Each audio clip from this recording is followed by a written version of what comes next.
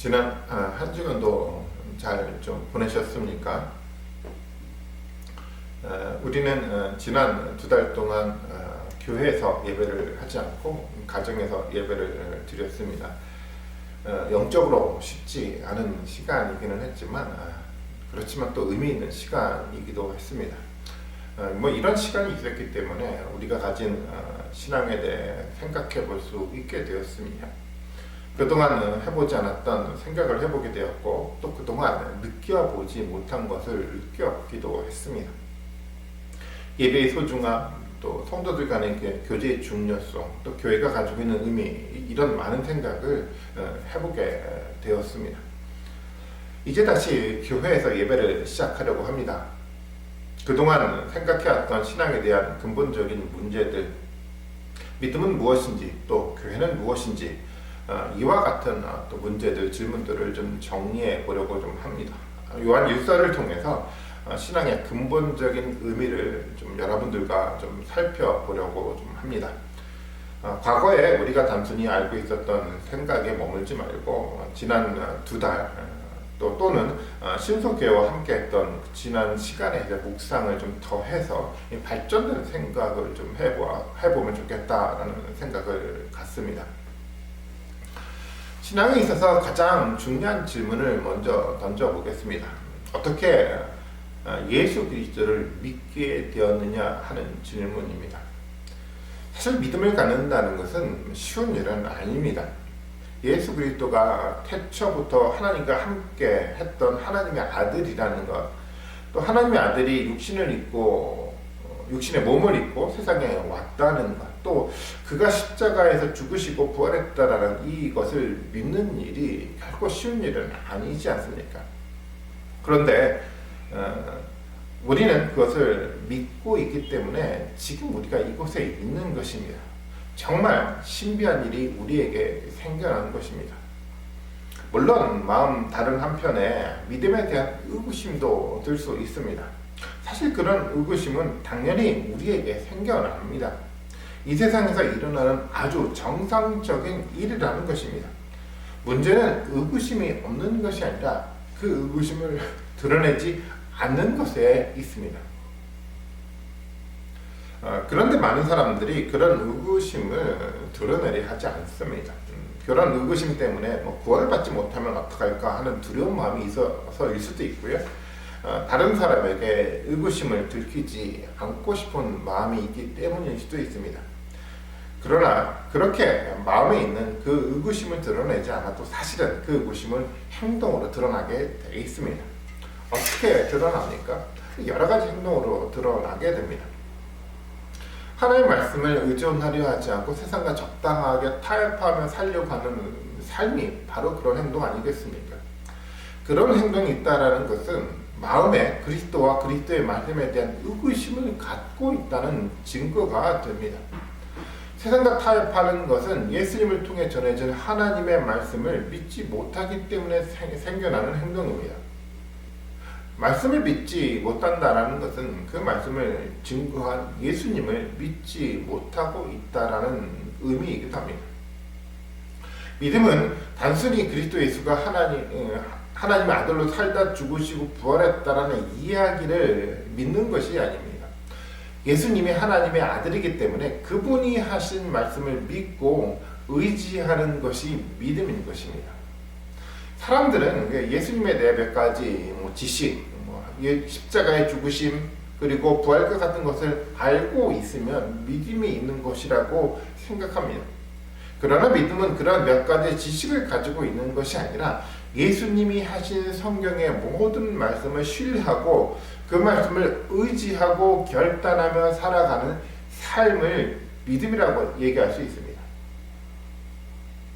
우리 안에 의구심이 있다면 두려워하지 말고 그것을 드러낼 필요가 있습니다. 드러내야 문제를 알게 됩니다. 또 문제를 알아야 문제를 극복할 수도 있습니다. 그렇게 문제가 극복되면 우리의 믿음에 발전해 나가는 것입니다. 그렇게 해서 오늘 우리의 믿음을 계속 발전시켜 나가야 합니다. 저는 이것이 현재 우리 신앙의 모습이 되어야 한다라고 생각합니다. 모든 것이 해결된 것처럼 살아가는 것이 아닙니다. 문제를 의식하고 문제를 해결하고 또 그래서 이 문제를 발전시켜 나가는 것이 신앙생활의 모습이 되어야 합니다. 믿음의 문제는 여러 삶의 문제 중 하나가 아닙니다. 믿음의 문제는 영원한 생명에 관한 문제이고 우리의 삶에 있어서 근본적인 문제입니다. 믿음의 문제를 쉽게 그리고 대충 생각하고 넘어갈 문제가 아니라는 것입니다. 진지하게 이 문제를 다시 생각해 보아야 합니다. 이 믿음의 발전에 대한 문제가 오늘 우리 앞에 놓여 있는 저는 숙제라고 생각하고 있습니다. 그래서 오늘 요한일서를 통해서 이 근본적인 문제를 같이 생각해 보려고 합니다. 요한의 이야기를 들어보겠습니다. 요한은 믿음을 가진 교회에 편지를 쓰고 있습니다. 목적은 분명합니다. 믿음이 없는 사람들이 아니라 믿음을 가진 사람들에게 그들이 가진 믿음을 더 발전시켜 나갈 수 있도록 요한이 편지를 쓰고 있는 것입니다. 먼저 요한의 믿음이 어떻게 생겼는지 한번 이야기해 보겠습니다. 요한일서 1장 1절의 말씀입니다.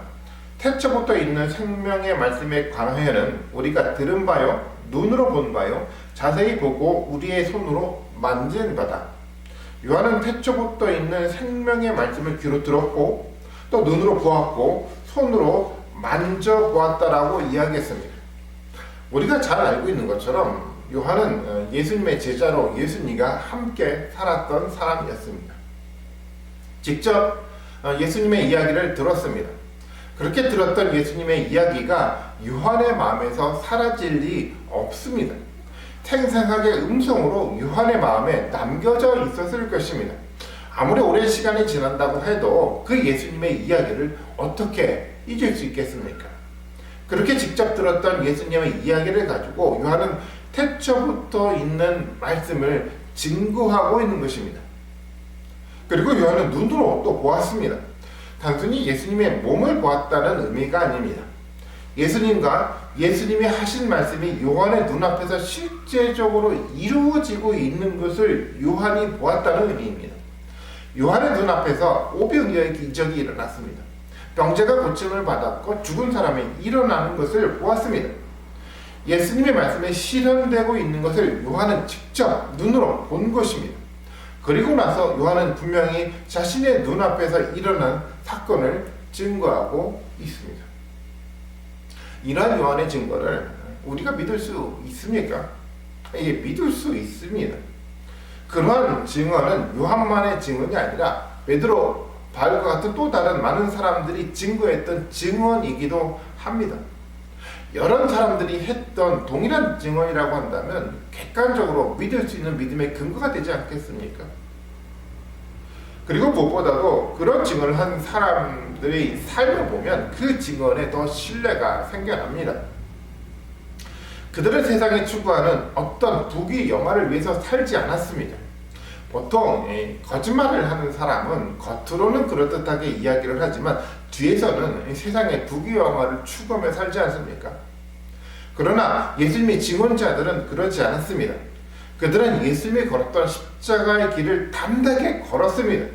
순교의 삶이 그것을 충분히 증거하고 있습니다. 거짓은 순교의 삶을 살게 하지 못합니다.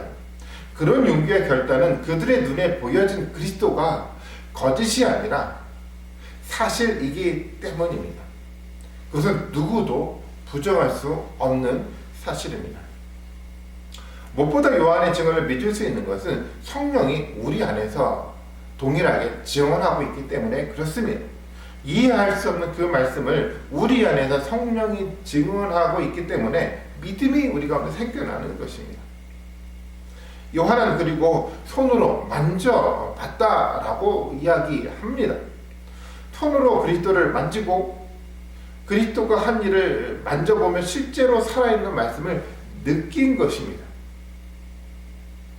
요한은 그렇게 귀로 말씀을 들었고 또 말씀의 실현을 보았고 또 손으로 만지면서 그 역사를 느꼈습니다.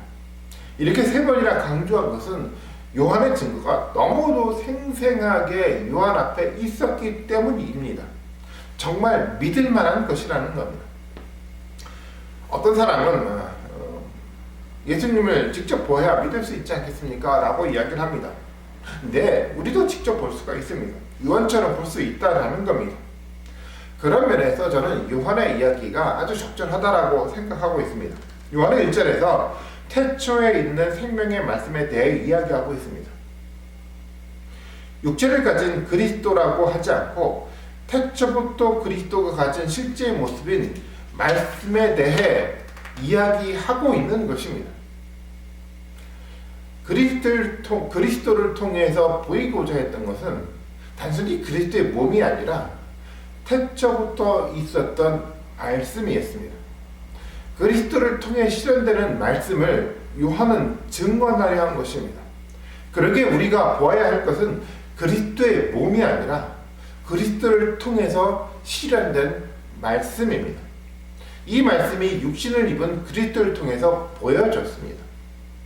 그런 말씀을 우리도 볼 수 있지 않습니까? 오늘 성경을 통해서 말씀이 실현되는 것을 우리도 볼 수 있습니다. 또 그런 말씀을 우리가 실제로 보아야 합니다. 그래야 믿음이 생겨납니다. 그렇기 때문에 우리는 이 말씀을 들어야 하고 말씀이 실현되는 것을 보아야 하고 말씀이 실현된 역사를 만지고 느낄 수 있어야 합니다. 교회 공동체 안에서 다른 것이 아니라 바로 이런 삶이 이루어지고 또 나누어져야 합니다.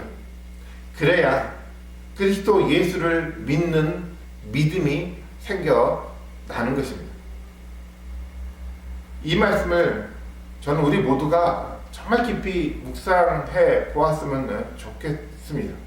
또 그렇게 해야 한다라고 믿고 있습니다.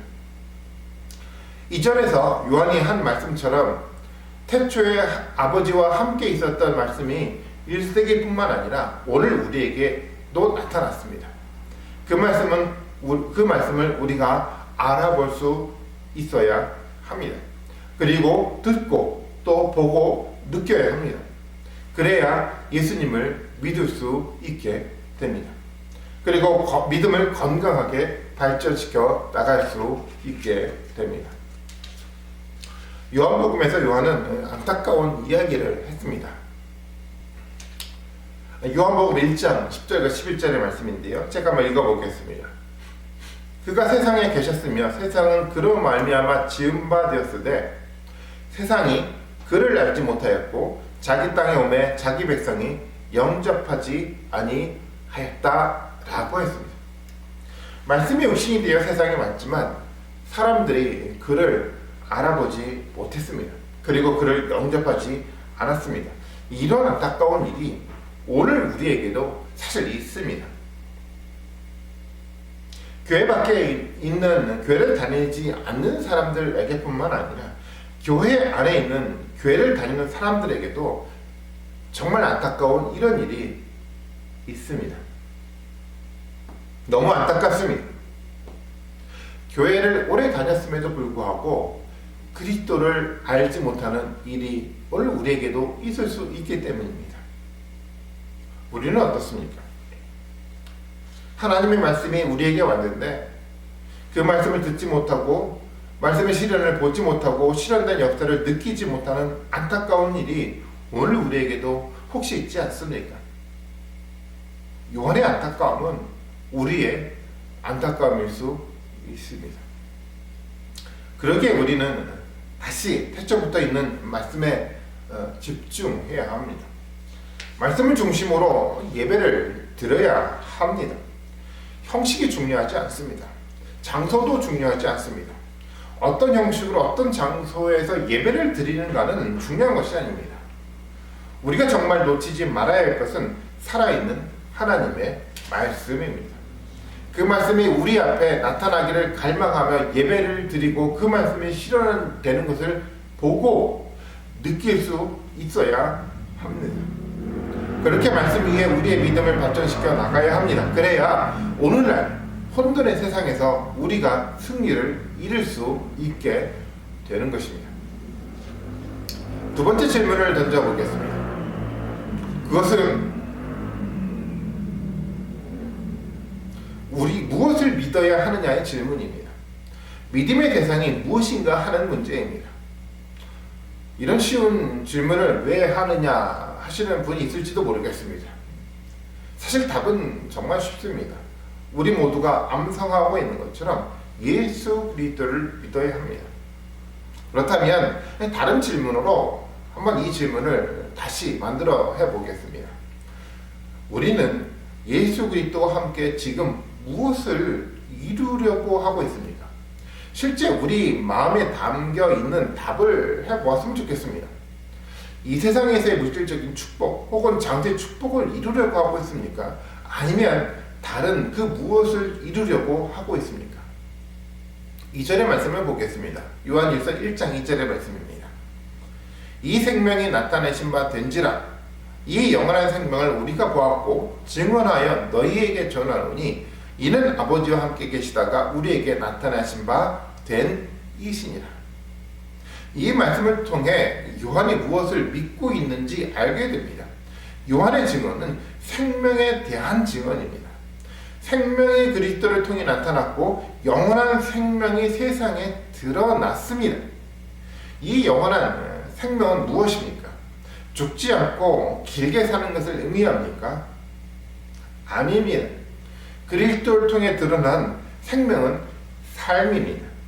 잠시 역사 속에 있다가 사라질 삶이 아니라 영원하게 있을 영원한 삶을 의미합니다. 그런 삶이 생명인 것입니다. 다른 말로 표현한다고 한다면 하나님 나라입니다. 태초에 있었던 말씀이 안전하게 그리고 영원하게 실현되는 삶이 생명이고 곧 하나님의 나라입니다. 예수님을 믿는 나라는 것은 예수님을 통해 실현되는 생명, 하나님의 나라를 믿는 나라는 겁니다. 그리고 그러한 믿음은 또 그리스도와 함께 그 생명이 우리를 통해서도 이루어지리라고 믿는 믿음을 말합니다. 우리는 무엇을 믿고 있습니까? 그리스도와 그리스도를 통해 실현되는 생명의 말씀을 믿고 있습니까? 이런 믿음이 있는지 우리는 어떻게 확인할 수 있습니까? 간단합니다. 그리스도와 한 몸을 이룬 우리가 생명의 말씀이 실현되기를 지금 갈망하고 있는지 확인할 수 있으면 믿음도 확인되는 겁니다. 우리 안에 지금 그런 갈망이 있습니까? 지금 간단히 생각하고 끝내지 마시고 시간을 두고 진지하게 생각해 보십시오. 믿음이 있다고 하면서도 그런 갈망이 없다면 진지하게 우리의 믿음의 대상이 그동안 무엇이었는지 다시 생각해 보십시오. 그리고 문제가 있다면 빨리 돌이켜야 합니다. 그것이 믿음을 발전시켜 나가는 과정인 것입니다. 이제 세 번째 질문을 던져보겠습니다. 그렇다면 이제 우리는 어떻게 믿음의 삶을 살아야 하느냐의 질문입니다. 특히 오늘 우리에게 이 질문은 무척 중요합니다. 믿음에 대한 잘못된 이해가 잘못된 믿음의 삶을 만들었기 때문입니다. 먼저 이 질문에 대해 마음에 떠오르는 답을 한번 여러분 스스로 생각해 보십시오. 어떤 답이 마음에서 떠오릅니까? 요한의 말을 들어보겠습니다. 요한일서 1장 3절의 말씀입니다. 우리가 보고 들은 바를 너희에게도 전함은 너희로 우리와 사귐이 있게 하려 함이니 우리의 사귐은 아버지와 그의 아들 예수 그리스도와 더불어 누림이라. 요한이 이 편지를 통해 전하는 이유는 사귐 때문이었습니다. 이 사귐, 성경의 언어로 이 코이노니아라는 하는 바로 이 성경이 말하는 신앙생활을 요한은 증거하고 있는 겁니다. 사귐이 신앙생활이고 신앙생활의 목적입니다. 예배하는 이유도 사귐에 있고 교회를 세우는 이유도 사실은 사귐에 있습니다.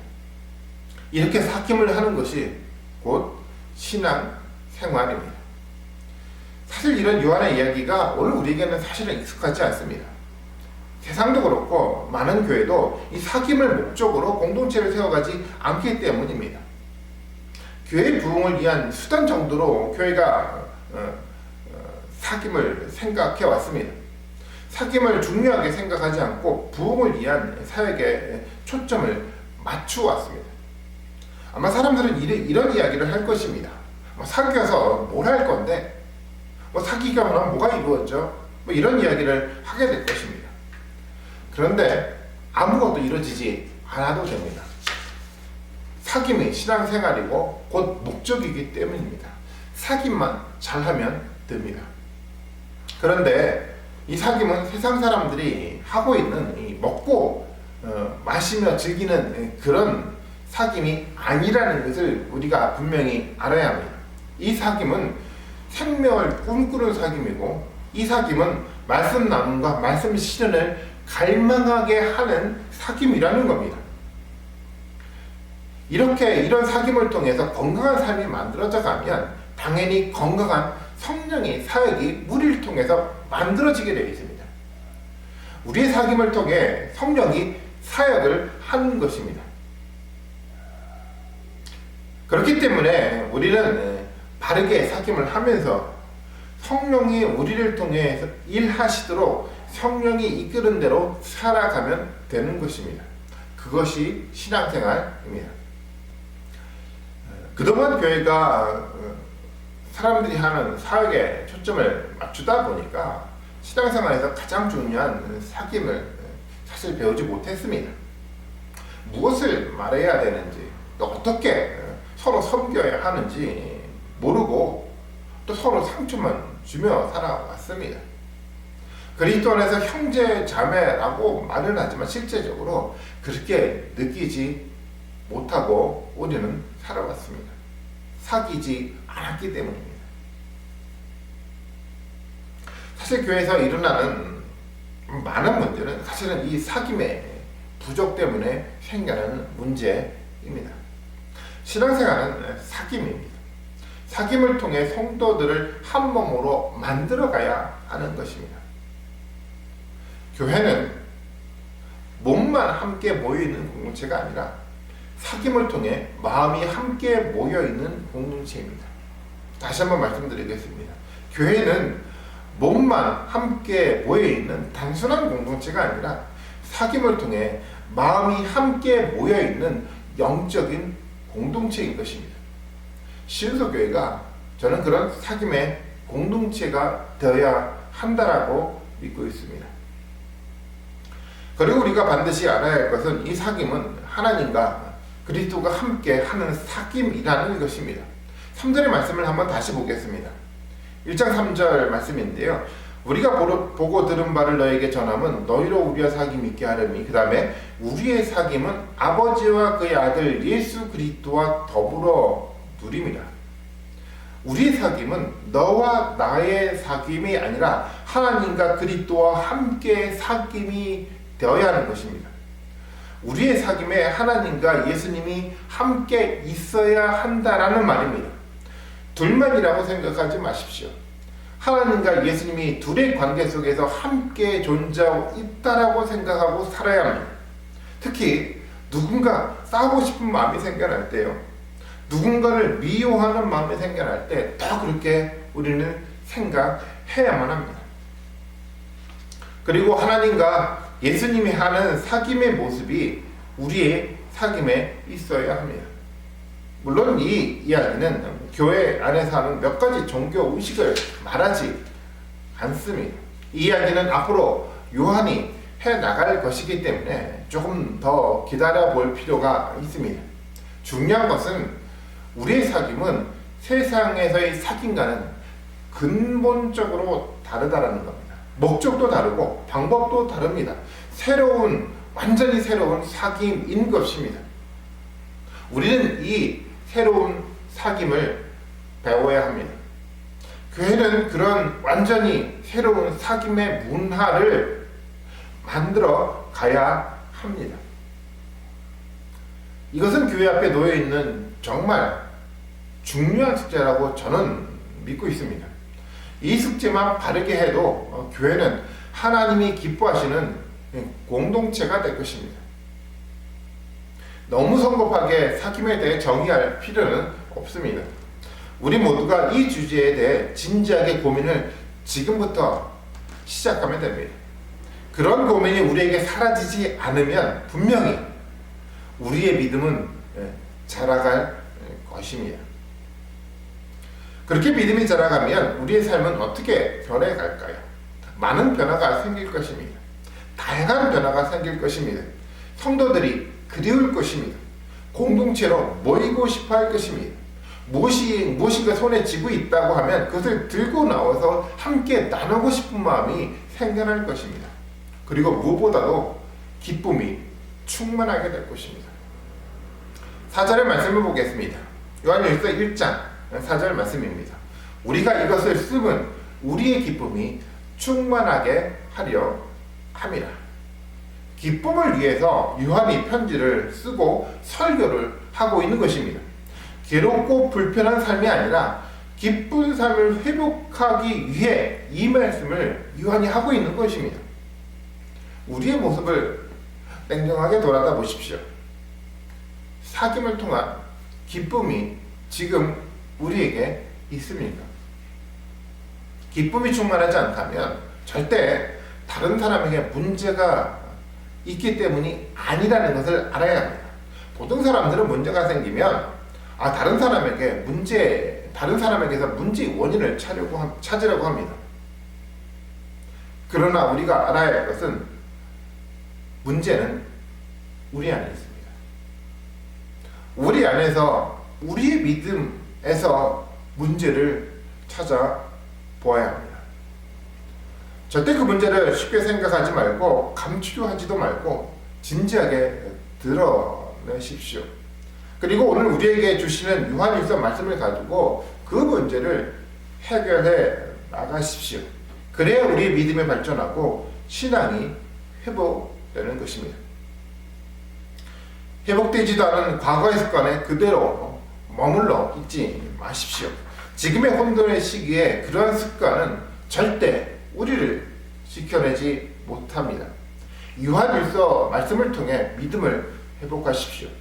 그리고 우리의 삶의 기쁨을 회복하십시오. 이것이 저는 요한일서를 통해 하나님이 우리에게 주시는 말씀이라고 믿고 있습니다. 앞으로 진행될 요한일서 설교가 모든 성도들이 가진 믿음의 문제를 다시 한번 생각해 보게 했으면 좋겠습니다. 그래서 문제가 있다면 문제를 드러내고 그런 문제를 하나씩 해결해 나갔으면 좋겠습니다. 그런 회복과 더불어 우리의 신앙은 회복되고 우리의 믿음은 자라나고 우리 속에 사라졌던 기쁨도 회복될 것입니다. 같이 기도하겠습니다. 하나님 아버지, 요한이 증거했던 것처럼 정말 말씀을, 예수 그리스도를 우리 귀로 듣고 눈으로 보고 손으로 만지고 느낄 수 있는 그런 생명의 말씀이 되기를 저희들이 간절히 빌고 원합니다. 공동체를 통해서 이 생명의 말씀을 우리 삶에, 우리 신앙의 목적에 두고 바르게 건강하게 살아갈 수 있도록 하나님 우리를 축복하여 주시기를 간절히 빌고 소망합니다. 하나님 우리 안에 문제가 있다고 한다면 그래서 감추기보다 정말 말씀으로 드러낼 수 있도록 하나님 아버지 도와주셔서 그래서 치유하고 회복하며 하나님이 주시는 참된 영적인 회복을 경험할 수 있는 놀라운 축복의 은혜가 우리 가운데 있게 하여 주시옵소서. 요한일서의 말씀을 가지고 말씀 나눔을 하려고 합니다. 정말 이 말씀을 통해서 우리가 들어야 될 하나님의 말씀을 하나도 빠짐없이 다 들을 수 있도록 우리에게 믿음의 은혜를 더하여 주시옵소서. 일주일의 삶을 살아가려고 합니다. 삶 속에서 말씀이 다시 한번 기억되게 하여 주시길 원하고 말씀이 역사하시도록 도와주시길 소망하고 그래서 실제적으로 눈으로 보고 만질 수 있는 축복의 말씀이 될 수 있도록 주임시켜 인도하여 주시옵소서. 감사하며 예수님의 이름으로 기도드립니다. 아멘.